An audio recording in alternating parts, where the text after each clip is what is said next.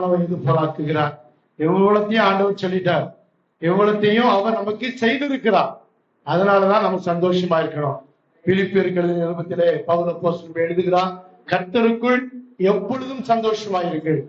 நம்முடைய சந்தோஷம் நம்முடைய சூழ்நிலையை சார்ந்ததல்ல. நம்முடைய சூழ்நிலைகள் மாறும், சூழ்நிலைகள் அப் அண்ட் டவுன்ஸ் வரும். அப்பொழுது நம்முடைய சந்தோஷம் கூடி குறைகிற வாழ்க்கை அல்ல கிறிஸ்தவ வாழ்க்கை. கிறிஸ்தவ வாழ்க்கை என்பது வார்த்தையை சார்ந்த வாழ்க்கை.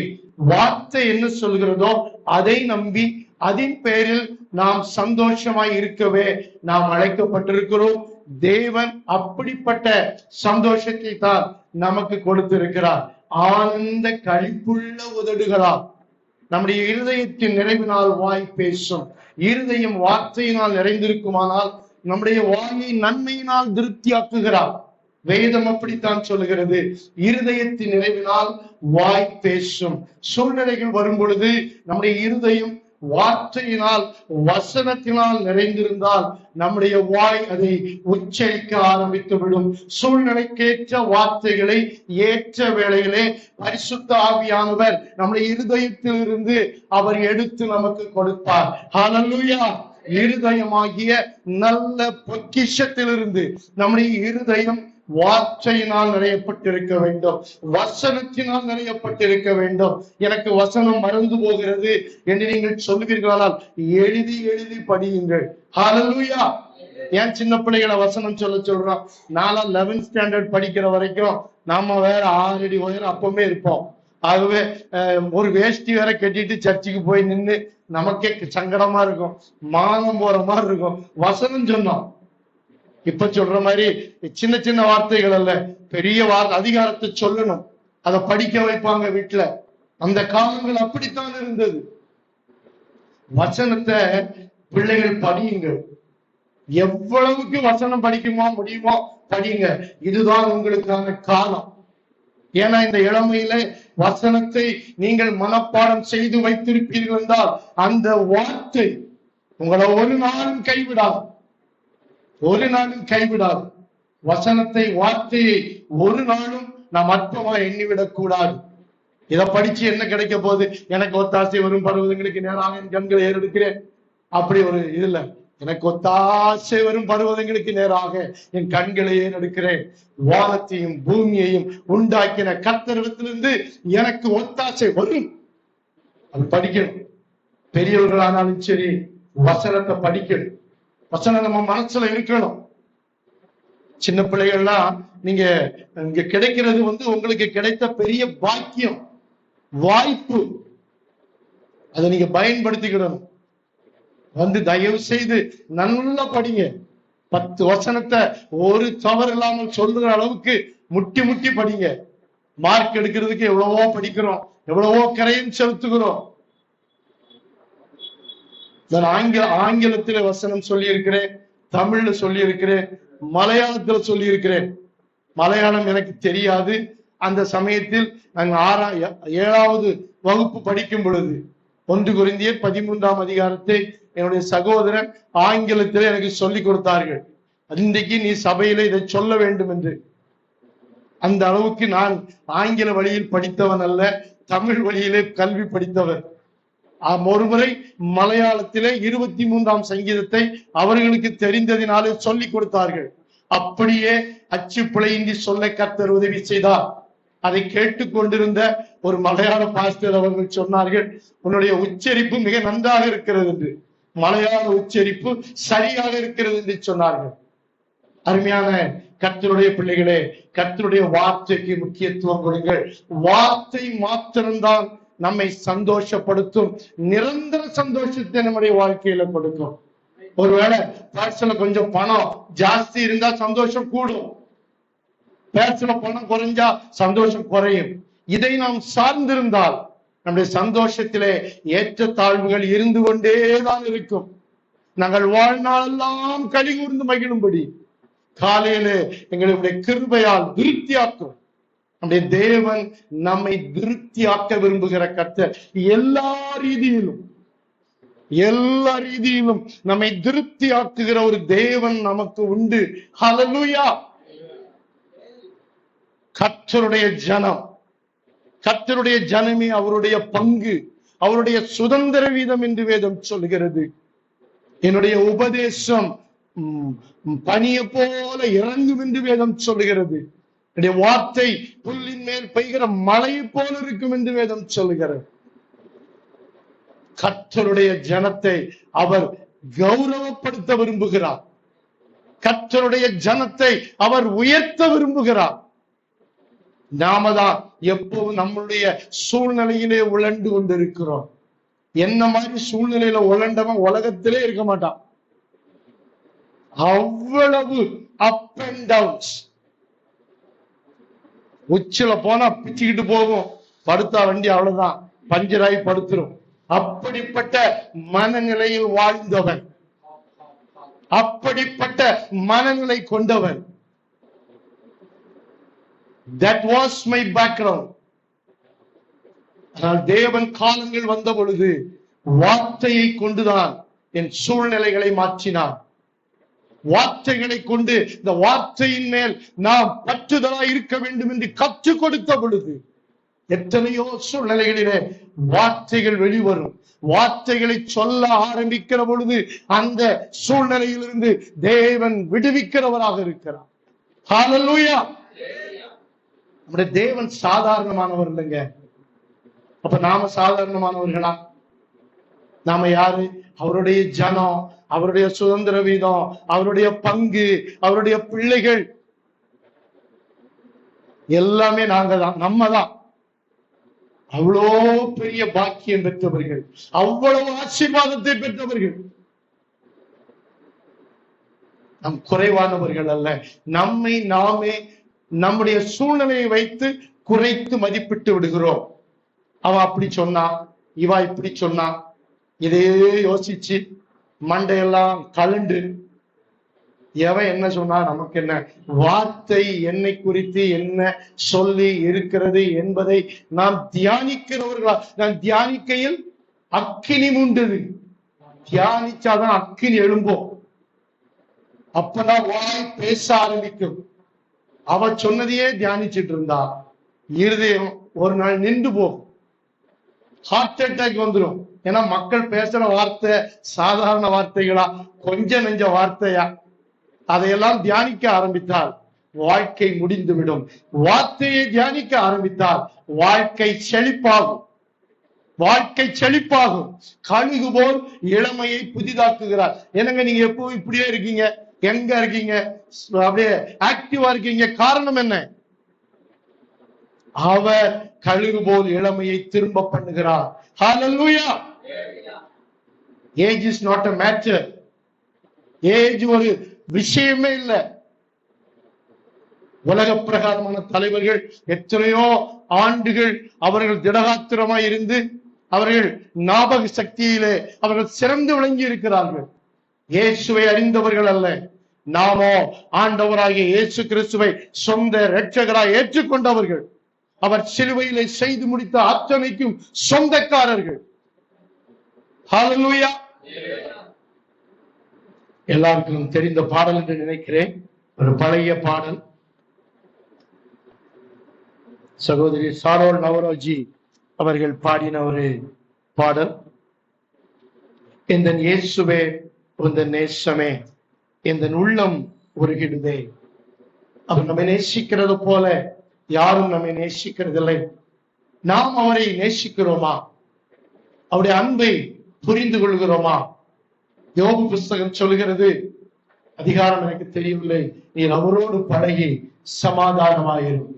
நாம் அவரோடு பழக வேண்டும், நாம் அவரோடு உறவாட வேண்டும், நாம் அவரோடு நேரம் செலவழிக்க வேண்டும்.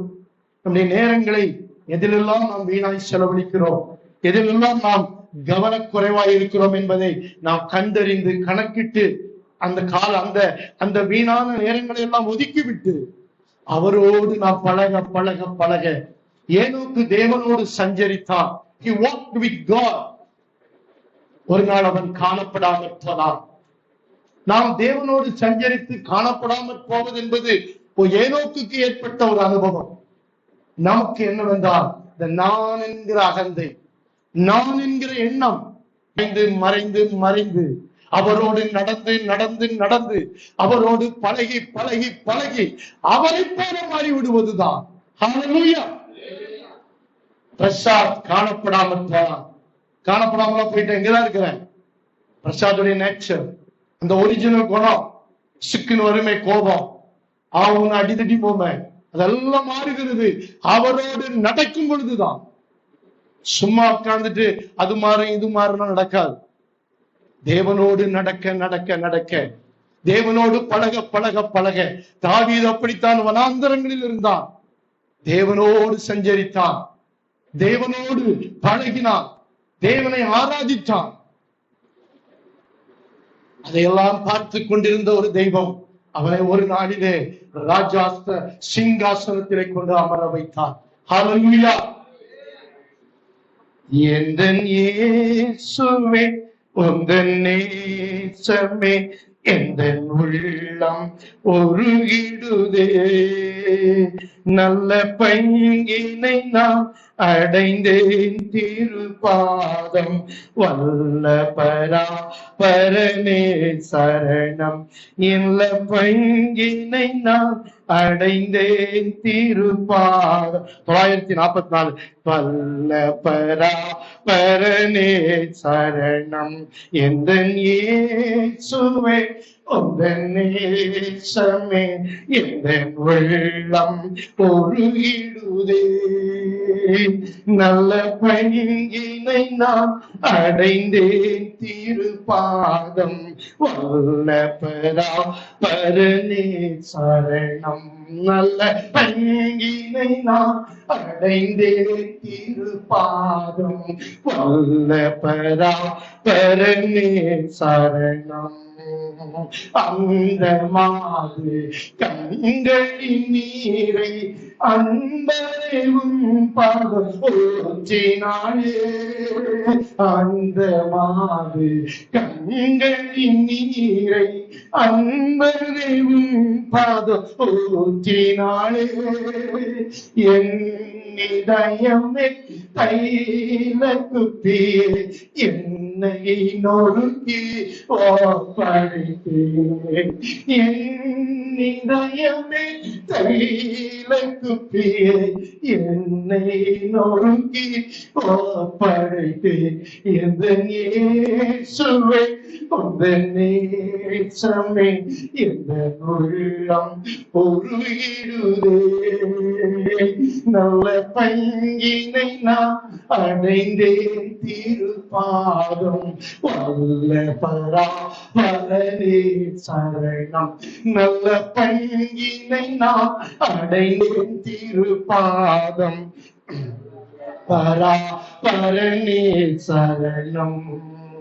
நன்றி என்றும் நான் மறவேனே, நம்பிக்கை கண்ணல் என் இறைவா, நன்றி என்றும் நான் மறவேனே, நம்பிக்கை கண்ணல் என் இறைவா, எந்த துணை நீ என்னை அறிவி, எந்த பாரம் தாங்கிடுவே, எந்த துணை நீ என்னை அறிவி, எந்த பாரம் தாங்கிடுவே, எந்தன் இயேசுவே உந்தன் நிலமானே எந்தன் உள்ளம் உருகிடுவே, நல்ல பங்கினை நான் அடைந்தேன் திருப்பாதம், வல்ல பராபரனே சரணம், நல்ல பங்கினை நான் அடைந்தேன் திருப்பாதம், வல்ல பராபரனே சரணம். கேட்டதெல்லாம் அன்புடன் ஏந்தி கூப்பிடும் வேளையில் பதி சாய்த்தி, கேட்டதெல்லாம் அன்புடன் ஏந்தி கூப்பிடும் வேளை செவி சாய்த்தி, எந்த உதவி எந்த மரவில் எந்த துணிகள் ஏறெடுப்பேன், இந்த உதவி என்று மரவே இன்ப துதிகள் ஏழுவே எந்தன் இயேசுவே உந்தன் நேசமே எந்த உள்ளம் ஒரு இடுதே நல்ல பங்கினை நான் திருப்பாதம் வல்ல பரா பரணி சரணம் நல்ல பைங்கினை நான் அடைந்தேன் திருப்பாதம் வல்ல பரா பரணி சரணம் எந்த மேன்மை சிலுவை அல்லாமல் ஏதும் இல்லை இந்த மாறினிலே எந்த மேன்மை சிலுவை அல்லாமல் ஏதும் இல்லை எந்த பாரினிலே உந்தனுடனே என்னை அறைந்தேன் உந்தன் குருசில் பங்களித்தேன் உந்தனுடனே என்னை அறைந்தேன் உந்தன் குருசில் பங்களித்தேன் இந்த நேசுவே உந்தன் நேசமே எந்த உள்ளம் ஒரு இடுதே நல்ல பங்கினை நான் அடைந்தே திருப்பாதம் வல்ல பரா பரணி சரணம் நல்ல பங்கினை நான் அடைந்தே திருப்பாதம் வல்ல பரா பரணி சரணம். மரியாள் தன்னை விட்டு எடுபடாத நல்ல பங்கை தெரிந்து கொண்டார். ஆண்டவர் சொல்கிறார், நீங்கள் என்னை தெரிந்து கொள்ளவில்லை, நான் உங்களை தெரிந்து கொண்டேன். தேவன் நம்மை தெரிந்து கொண்டிருக்கிறார். அவர்தான் நம்முடைய நல்ல பங்கு. நம்மை விட்டு எடுபடாத இந்த உலகத்தின் எந்த சக்தியாலும் அந்த நல்ல பங்கை நம்மை விட்டு எடுக்க முடியாது.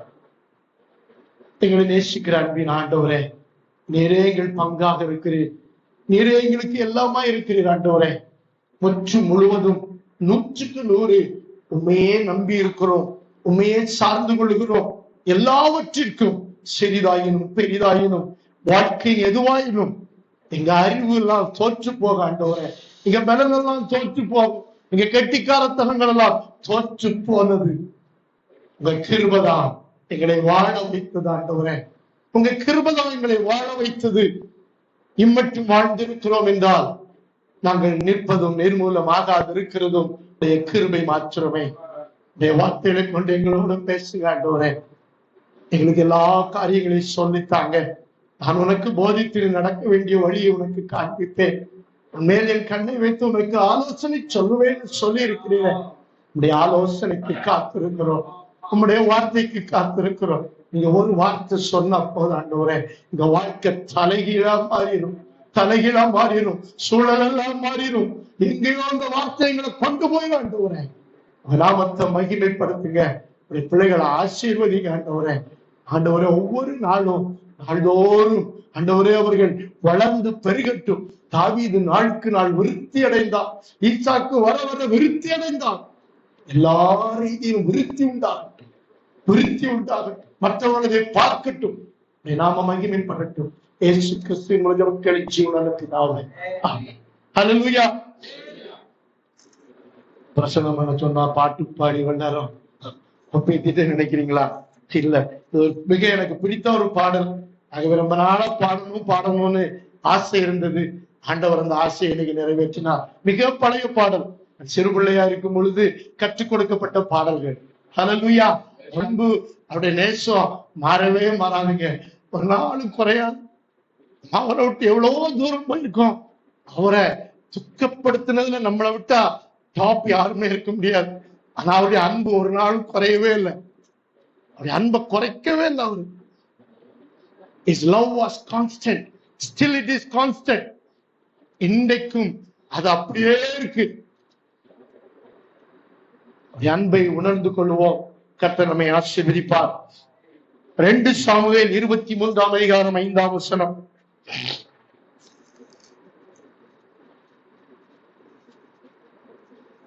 ஒரு வாசியுங்கள். என்னுடைய வீடு தேவனிடத்தில் இப்படி இராதோ, சகலமும் திட்டம் பண்ணப்பட்டிருக்கிற நிச்சயமான நித்திய உடன்படிக்கையை என்னுடன் அவர் செய்திருக்கிறார். ஆதலால் என்னுடைய எல்லா ரட்சிப்பும் எல்லா வாஞ்சையையும் வளர்ந்தோங்க செய்வார். தாவீதுடைய இந்த அதிகாரத்தின் துவக்கம் சொல்லுகிறது தாவீதுடைய கடைசி வார்த்தைகள். தாவீதுடைய கடைசி வார்த்தைகள். தாவீது விருத்தாப்பியம் அடைந்து வயது சென்று அவர் மரணம் அடையும் தருவாயிலே அவருடைய கடைசி வார்த்தைகளாய் he declared something. ஒரு மனிதனுடைய கடைசி வார்த்தைகள் மிக மிக முக்கியமானவைகள். தாவீதுடைய வாழ்க்கையிலே அவன் கடைசி வார்த்தைகள் என்று ஆரம்பித்த அந்த வசனம் சொல்லுகிறது, மேன்மையாய் உயர்த்தப்பட்டு, முதல் வசனம், யாக்கோபுடைய தேவனால் அபிஷேகம் பட்டு இஸ்ரவேலின் சங்கீதங்களை இன்பமாய் பாடின ஈசாயின் குமாரனாகிய தாவீது என்னும் புருஷன் சொல்லுகிறது என்னவென்றால், தேவனால் மேன்மையாய் உயர்த்தப்பட்டவன் ஆடுகளின் பின்னே, கரவலாடுகளின் பின்னே அலைந்து கொண்டிருந்த ஒரு மனிதனை தேவன் தேடி போய் கண்டுபிடித்து, நம்மையும் தேவன் கண்டுபிடித்தார். வனாந்திரத்திலே திராட்சை கொலைகளை கண்டுபிடிக்கிறது போல உங்களையும் என்னையும் தேவன் கண்டுபிடித்து இந்த இடத்துல கொண்டு வந்து நிறுத்தி இருக்கிறார். ஏன் கண்டுபிடித்தார்? இன்னும் தேவனால் கண்டுபிடிக்கப்படாத நிலையிலே கோடான கோடி ஜனங்கள் வெளியே வாழ்ந்து கொண்டிருக்கிறார்கள். ஆனால் உங்களையும் என்னையும் தேவன் கண்டுபிடித்தார். தாவீதை கண்டுபிடித்தார், மேன்மையாக உயர்த்தினார், அபிஷேகம் பண்ணினார். அதனால்தான் வேதம் சொல்லுகிறது, மேன்மையாய் யாக்கோபின் தேவனால் அபிஷேகம் பெற்று மேன்மையாய் உயர்த்தப்பட்டு இஸ்ரவேலின் சங்கீதங்களை இன்பமாய் பாடின ஈசாயின் குமாரனாகிய தாவீதுடைய கடைசி வார்த்தைகள். ஆண்டுகளின் பின்னால் குடும்பத்தாரால் ஒதுக்கப்பட்டு, குடும்பத்தாரால் தள்ளப்பட்டு, புறக்கணிக்கப்பட்டு, எப்படி ஐயா அதை சொல்லுகிறீர்கள் என்று நீங்கள் கேட்பீர்கள் என்றால், ஈசாய்க்கு 8 குமாரர்கள். 8 குமாரர்களில் கடைசியானவன் தான் தாவீது. சவுலை தேவன் புறக்கணித்தார். சவுலை ராஜாவாயிராதபடி தேவன் தள்ளிவிட்டார். ஏன்?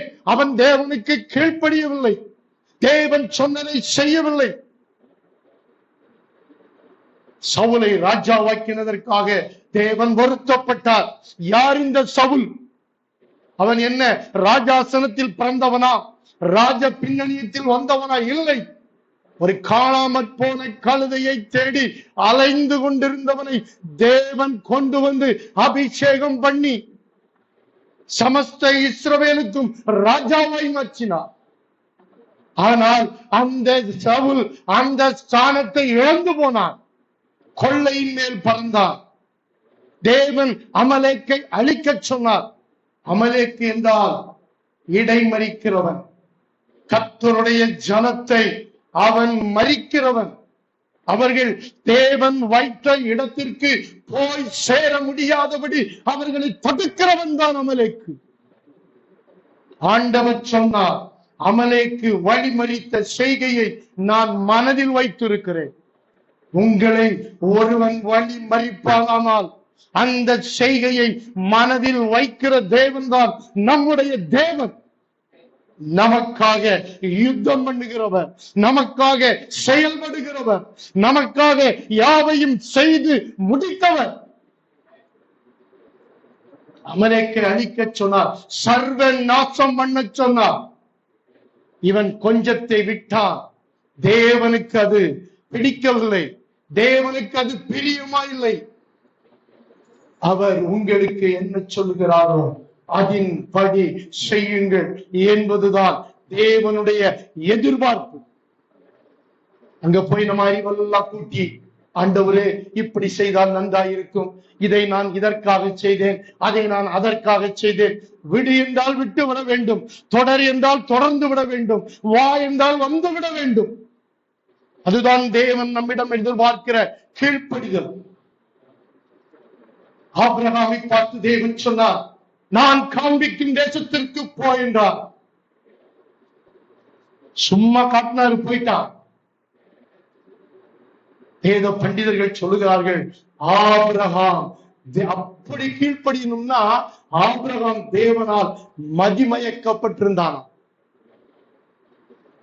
என்ன சொன்னாலும் ஆமா, என்ன சொன்னாலும் எஸ் எஸ் மாஸ்டர். அதைத்தான் பவுல் அப்போஸ்தலன் ரோமருக்கு எழுதிய உங்கள் சரீரங்களை உங்கள் ஆண்டவருக்கு அடிமைகளாக ஒப்புக் கொடுங்கள், பரிசுத்தமாகுதல் உங்களுக்கு கிடைக்கும் பலன், முடிவு நித்திய ஜீவன். அதுதான் அடிமையின் மனநிலை கொண்ட வாழ்க்கை. நாம் அடிமைகள் அல்ல, ஆனால் அடிமையின் ஆண்டவருக்கு அடிமைகள். நாம் ஒரு நாளும் நோ சொல்லுகிற வாழ்க்கை அல்ல. அன்றைக்கு காணா ஒரு கல்யாண வீட்டில் ரசம் குறைந்த பொழுது அவர்கள் எஸ் சொன்னார்கள், அப்படியே ஊற்றினார்கள், ரசம் வந்துச்சு. அதே போல் நம்முடைய வாழ்க்கையிலும் எப்பொழுதும் எஸ் சொல்லுகிறவர்களாக நாம் காணப்பட வேண்டும். ஆகவே அந்த இடத்திற்கு தேவன் தாவீதை கொண்டு வந்தார்.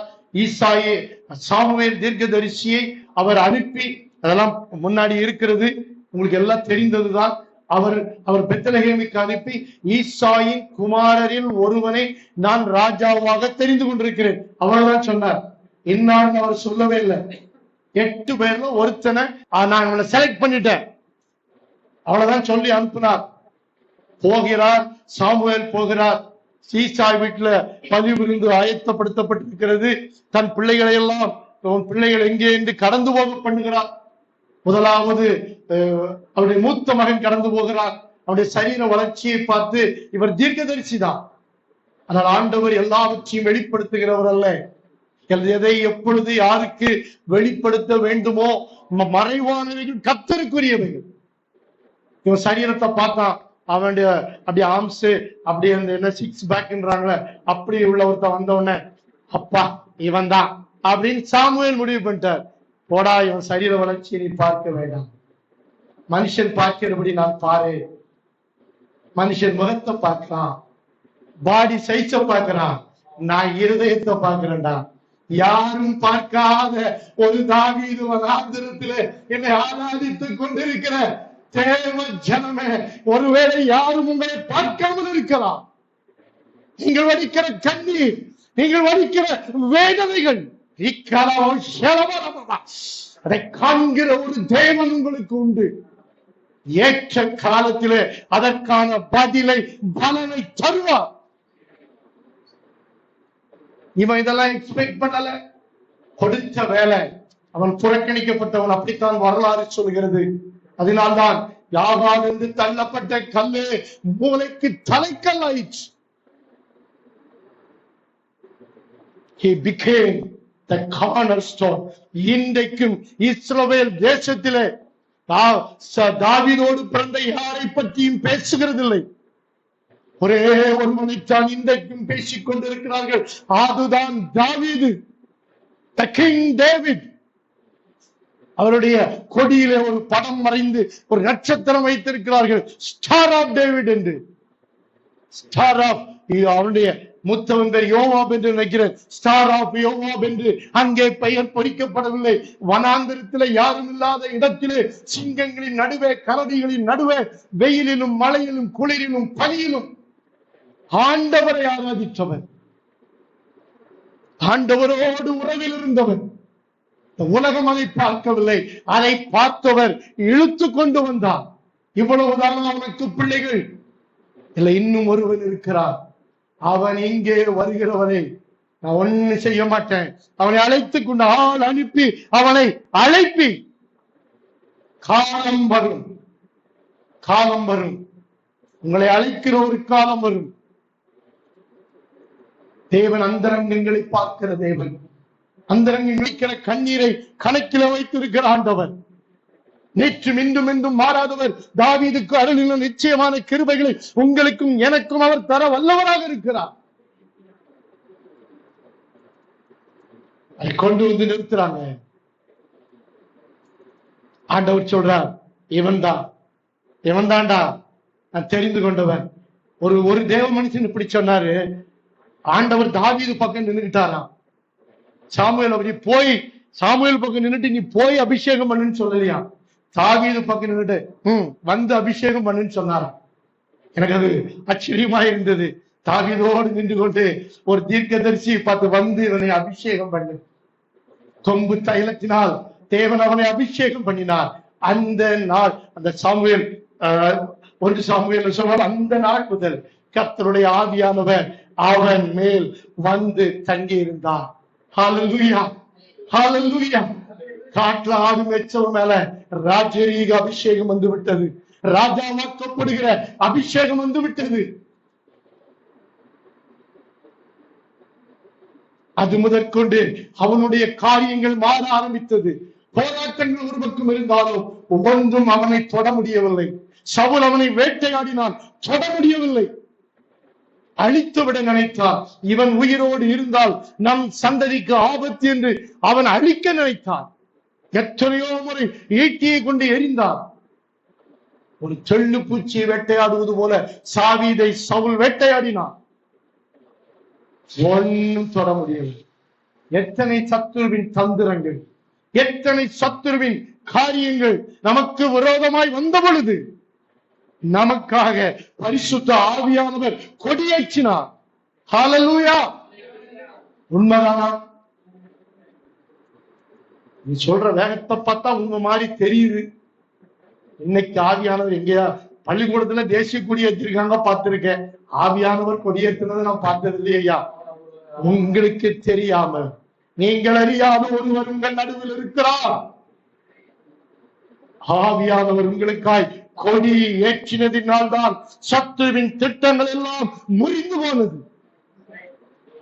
எனக்காக அவர் கொடி ஏற்றி இருக்காவிட்டால் இன்றைக்கு நான் உங்கள் நடுவில் நின்று கொண்டிருக்க மாட்டேன். என்றைக்கோ செத்து போயிருப்பேன். இல்லை என்றால் என் வாழ்வை ஒரு நாள் முடித்திருப்பேன். அத்தனை போராட்டங்கள், அத்தனை போராட்டங்கள். ஒரு நாள் ஒரு வருடம் சொல்லிக் கொண்டிருந்தேன், ஐயா சூறாவளி என்று சொல்லுகிறார்கள், சுனாமி என்று சொல்லுகிறார்கள், புயல் என்கிறார்கள், காற்றழுத்த தாழ்வும் என்று எல்லாவற்றையும் வாழ்க்கையில சந்தித்தவன் நான் என்று சொன்னேன். இன்றைக்கு இருக்கிற வாழ்க்கையை பார்க்காதிருங்கள். ஒரு நாள் அந்த படுகொலியில் இருந்து என்னை தேவன் தூக்கினார்.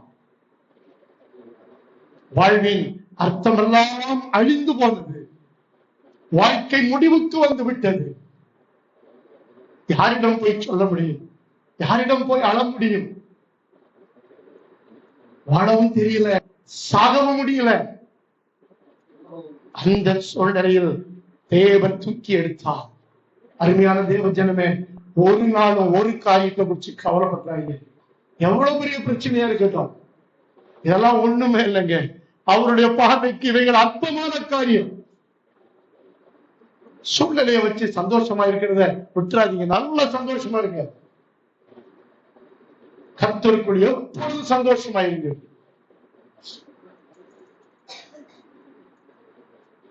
நம்முடைய சிந்தையை அவருடைய சமாதானம் எப்பொழுதும் ஆளுகை செய்து கொண்டிருக்க வேண்டும். மேன்மையாய் உயர்த்தப்பட்டான். அவன் சொன்ன வார்த்தை, என்னுடைய வீடு. இந்த கடைசி நாட்களிலே அவனுக்கு தன் குடும்பத்தை கட்டிய பாரம் வந்து விட்டது. அவனுக்கு அடுத்தபடியாக எனக்கு யார் ராஜாவாக வருவார்? இந்த ராஜ்யத்தை அவன் கட்டி ஆண்டு விடுவானா, இல்லை என்றால் இந்த ராஜ்யம் சிதறப்பட்டு போய்விடுமா? பல காரியங்கள். ஏனென்றால் அவனுடைய பிள்ளைகள் எல்லாம் பெரிய பெர்ஃபெக்ஷன் கிடையாது. ஆளாளுக்கு ஒரு பக்கம், அப்சலோம் ஒரு பக்கம், அம்னோன் ஒரு பக்கம், பலவிதமான பிரச்சனைகள். அவன் சொன்னா, என்னுடைய வீடு தேவனிடத்தில் இப்படி இராதோ? சகலமும் திட்டம் பண்ணப்பட்டிருக்கிற உடன் நிச்சயமான நித்தியமான உடன்படிக்கையை அவர் என்னோடு செய்திருக்கிறார். நம்முடைய ஆண்டவர் உடன்படிக்கையின் தேவன். அவர் நம்மோடு கூட அவருடைய இரத்தத்தினால் ஆகிய புதிய உடன்படிக்கையை செய்திருக்கிறார். நாம் இப்பொழுது இயேசு கிறிஸ்து சிலுவையிலே பண்ணின அந்த உடன்படிக்கைக்கு கீழ் வாழ்ந்து கொண்டிருக்கிறோம். We are covered and protected by the Lord Jesus Christ. We are under a covenant. ஆபிரகாமோடு தேவன் உடன்படிக்கை செய்தார், தாவீதோடு உடன்படிக்கை செய்தார். உன் குடும்பம் இப்படி இருக்கும், உன் வீடு இப்படி இருக்கும், நீ எனக்கு ஆலயம் கட்ட வேண்டாம், உன் குமாரன் அதை கட்டுவான். இன்னைக்கு உங்களோடும் என்னோடும் தேவன் உடன்படிக்கை செய்கிற தேவனாக இருக்கிறார். நிச்சயமான உடன்படிக்கை, நிச்சயமான உடன்படிக்கை, அது மாறாத உடன்படிக்கை. சகலமும் திட்டம் பண்ணப்பட்டிருக்கிற, everything was arranged and guaranteed என்று வேதம் சொல்கிறது. ஆங்கிலத்தில் எல்லாம் உங்களுக்காக ஒழுங்கு பண்ணப்பட்டிருக்கிறது.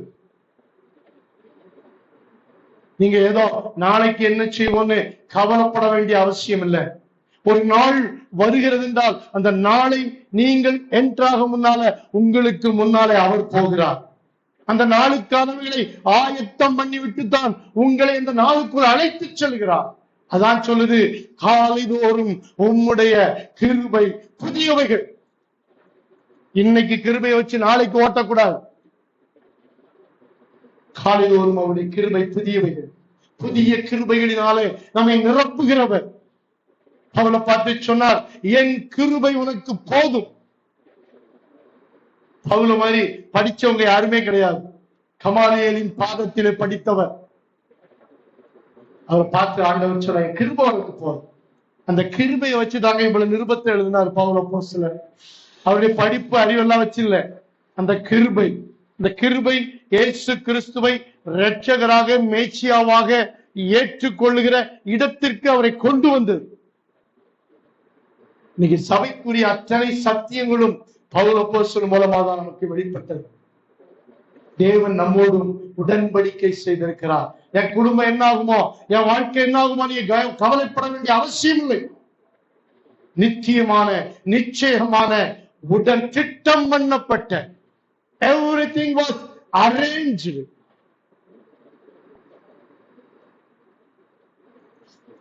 நித்திய உடன்படிக்கையை அவர் நம்மோடு செய்திருக்கிறார். தாவீது கருணை நிச்சயமான கிருபைகளை உங்களுக்கு தருவேன் என்று அவர் வாக்கு கொடுத்திருக்கிறார். அவர் நேற்றும் இன்றும் என்றும் மாறாதவர். அவருடைய உடன்படிக்கையில் அவர் மாறுகிறவர் அல்ல. ஆபிரகாமோடு உடன்படிக்கை செய்தார், உன் சந்ததி இவ்வளவாயிருக்கும் என்று வாக்கு கொடுத்தார். 400 வருஷம் எகிப்திலே அடிமைகளாய் இருப்பார்கள் என்று சொன்னார். மிகுந்த பொருளுடனே புறப்பட்டு வருவார்கள் என்று சொன்னார். அந்த 400 வருடமும் தேவன் சும்மா இருக்கல. அவர்கள் போய் இருப்பதற்கான கானானை அவர்களுக்கு என்று ஆயத்தப்படுத்தினார். உங்களுக்கான எல்லாவற்றையும் அவர் ஆயத்தப்படுத்தி வைத்திருக்கிறார். சகலமும் திட்டம் பண்ணப்பட்டிருக்கிறது. அந்த நிச்சயமான உடன்படிக்கையை இந்த காலவெளியிலே தேவன் நம்மோடு செய்திருக்கிறார். நீங்கள் நானும் கவலைப்பட வேண்டிய அவசியம் இல்லை. நீங்கள் நானும் பயப்பட வேண்டிய அவசியம் இல்லை. பிள்ளைகளுக்கான உடன்படிக்கையை செய்திருக்கிறார். உங்களுடைய வாழ்க்கைக்கான உடன்படிக்கையை செய்திருக்கிறார். உங்களுடைய எதிர்காலத்திற்கான உடன்படிக்கை செய்யப்பட்டிருக்கிறது. நீங்க சொல்லலாம், என்னுடைய வீடு தேவனிடத்தில் இப்படி இராதோ, என் வாழ்வு இப்படி இராதோ, என் பிள்ளைகளுடைய வாழ்க்கை இப்படி இராதோ. சகலமும் திட்டம் பண்ணப்பட்டிருக்கிறது. நாம எப்பவுமே தேவ சித்தத்துக்கு மாறான ரூட்ல போய் தான் மாட்டிக்குவோம். தேவன் ஒன்றை நம்மை குறித்து திட்டம் பண்ணி இருக்க, அவர் திட்டத்தை புறந்தள்ளி விட்டு வேறு வழி நாம் செல்லும் பொழுதுதான் ஆசீர்வாதங்களை இழந்து போகிறோம். நம்முடைய ஆசீர்வாதங்கள் எங்கே இருக்கும்? தேவன் நமக்கு திட்டம் பண்ணினவைகள் தான். ஆபிரகாம் வராமல் இருந்திருக்கலாம். ஆபிரகாம் அன்றைக்கு ஊர் என்கிற கல்தேயர் தேசத்தை விட்டு புறப்படாமல் இருந்திருந்தான். இன்னைக்கு ஆபிரகாமை பத்தி நீங்கள் நானும் பேச மாட்டோம். ஆபிரகாம் என்ற ஒரு நபர் இருந்தார் என்று யாருக்கும் தெரியாது. இன்னைக்கு நீங்களும் நானும் ஆபிரகாமின் சந்ததியாக இருக்கிறோம். இயேசு கிறிஸ்து மூலமாய் ஆவியை குறித்து சொல்லப்பட்ட வாக்கு தத்துவம் நிறைவேறும்படியாக அவர் நமக்காக சாபமாகி இருக்கிறார். சிலுவையில் நம்முடைய பாவங்கள், சாபங்கள், வியாதிகள் எல்லாவற்றையும் எல்லாவற்றையும் தீர்த்து முடித்தார். இயேசுவை சொந்த இரட்சகராய் ஏற்றுக்கொண்டது நமக்கு கிடைத்த ஒரு பெரிய பாக்கியம். ஹல்லேலூயா. அப்படி தேவன் நல்லவர். தாவீதுக்கு நிச்சயமான கிருபைகளை நமக்கும் அவர் அருளி செய்ய வல்லவராக இருக்கிறார். சங்கீதம் 21:22 சொல்கிறது, அவர் உமது மன விருப்பத்தின்படி உமக்கு தந்தருளி உம்முடைய ஆலோசனை எல்லாம் நிறைவேற்றுவாராக. அவர் நம்முடைய மன விருப்பங்களை நிறைவேற்றுகிற கர்த்தர். தாவீதுக்கு இருந்த அந்த மன விருப்பங்களை அவர் உடன்படிக்கை செய்து நிறைவேற்றினார். தாவீது எப்படி என் வீடு இருக்கும் என்று எதிர்பார்த்தாரோ அப்படியே அவன் வீடு இருந்தது. இன்றைக்கு வரைக்கும் அந்த தாவீதின் சந்ததியில் தான் இயேசு கிறிஸ்து வந்தார். அந்த இயேசு கிறிஸ்து வரவில்லை என்றால் உங்களுக்கும் எனக்கும் ரட்சிப்பு இல்லை. தைரியமாய் இன்றைக்கு கிருபாசன தண்டையிலே வந்து நிற்கிற ஒரு தைரியம் நமக்கு கிடையாது. நாம் பிரகாரத்துல வர முடியாது, நம்ம வெளியே நிற்கணும். இதுதான் நம்ம நிலை. ஆச்சரிப்பு கூட தங்களாம் வரவே முடியாது, எட்டி கூட பார்க்க முடியாது. தாவீது அதே நிலையில் இருந்தவன் என்று வரலாற்று ஆசிரியர்கள் சொல்லுகிறார்கள். அதான் உம்முடைய வாட்ஸ்அப் பணியில அடைக்கலான் குருவிக்கு உம்முடைய கூடும், தகவலான் குருவிக்கு தன் குஞ்சிகளை வைக்கும் கூடும் கிடைத்தது. எனக்கு அது கூட வாய்ப்பு இல்லையா, என்னை விட மாட்டாங்க. அந்த நிலையில் தான் தாவீது புறக்கணிக்கப்பட்டிருந்தார். புறக்கணிக்கப்பட்டவனை எடுத்து கொண்டு வந்து மூளைக்கல்லாய் நிறுத்தி இன்னைக்கும் இஸ்ரவேல் என்கிற ஒரு தேசத்துக்கு நமக்கும் அந்த சந்ததியில் இயேசு வந்தார். இன்னைக்கு நாமும் அந்த சந்ததியோடு இணைக்கப்பட்டிருக்கிறோம். தாவீது கருணின் நிச்சயமான கிருபைகளை ஆபிரகாமோடு பண்ணின உடன்படிக்கை தேவன் நம்முடைய வாழ்க்கையிலும் நிறைவேற்றி நம்மை ஆசீர்வதிக்க அவர் வல்லவராக இருக்கிறார். ஹல்லேலூயா. எல்லாரும் எழுப்பி நிற்போம்.